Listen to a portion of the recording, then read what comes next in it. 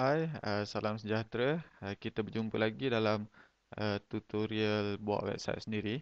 Okey, video kali ini saya akan tunjukkan bagaimana cara untuk kita buat background website kita dengan menggunakan Photoshop. Okey, image background yang akan kita buat adalah seperti ini. Dan kita akan applykan di website kita menjadi seperti inilah ni. Ini adalah kita punya background website kita lah. Kita buka kita punya presient Adobe Photoshop kita. Kemudian kita buka image yang baru. Okay, file, new. Okay, kita ambil dia punya kelebaran dia 250 pixel. Kemudian ketinggian dia 200 lah. Dan resolution dia 75. Uh, Ini adalah saiz yang sesuai untuk background yang mana website yang mempunyai dia punya uh, kelebaran pixel dia ni, kelebaran pixel dia ni 800 pixel Okey, langkah pertama kita adalah kita buat satu uh, kotak di sini. Okey, kita tukarkan kotak warna kotak ni daripada hitam kita tukar kepada warna kelabu sebagai contoh. Okey, kita tekan okey. Kemudian kita masukkan teks kita.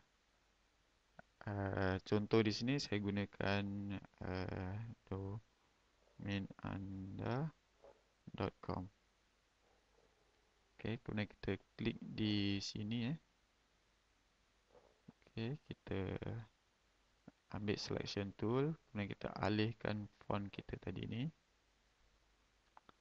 Okey, kemudian kita akan transform dia, kita akan pusingkan font kita ni dengan cara kita tekan Ctrl tanpa lepas dan tekan T. Okey. Lepas tu kita klik tanpa lepas dan pusingkan dia lah. Okey, kemudian kita tekan di sini. Okey, selepas tu kita boleh adjust dia punya kedudukan dia supaya dia lebih kurang center di tengah-tengah lah. Okey, selepas tu kita tukarkan font warna font ni dengan cara kita tekan T ni. Klik pada font ni. Klik tanpa lepas dan tarik sehingga ke hujung. Kemudian kita ambil di sini. Kita tukarkan warna dia lah. Sebagai contoh saya nak ambil warna grey di sini. So kita tekan OK. Kemudian kita klik di sini lagi. Okay, selepas tu kita akan applykan style pada font ni dengan cara kita klik di sini, kemudian klik kanan dan klik pada blending option.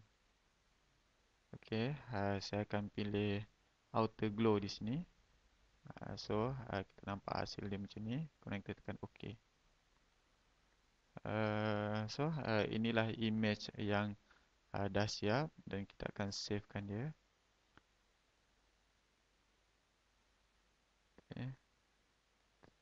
Pergi ke desktop, kemudian pergi ke new folder dan juga image. Jangan lupa untuk tukarkan dia punya format dia kepada JPEG.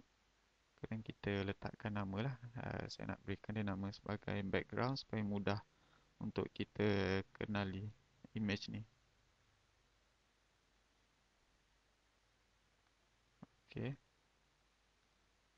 Lepas tu kita tekan save. Okay. Okay. Kita punya image dah siap dan setakat ni saja untuk tutorial buat background image website kita. So sekian, terima kasih.